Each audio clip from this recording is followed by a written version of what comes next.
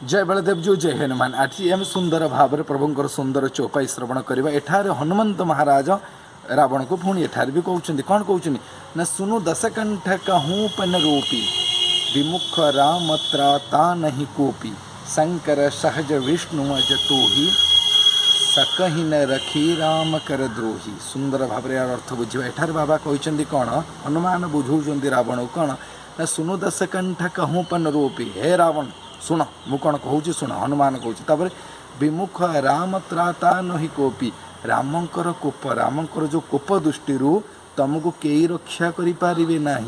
तापर कौन कहले ना शंकर सहज विष्णु अज तो ही सकही न रखी राम कर द्रोही।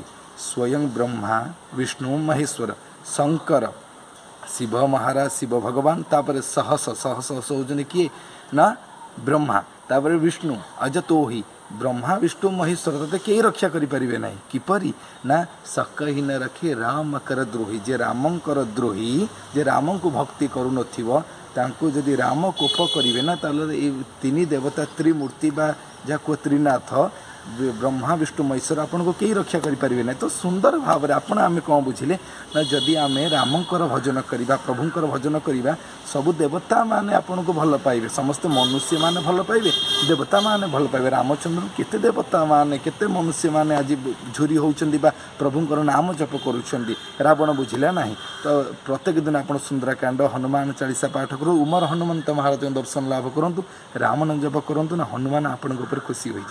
जय बलदेवजू जय हनुमान।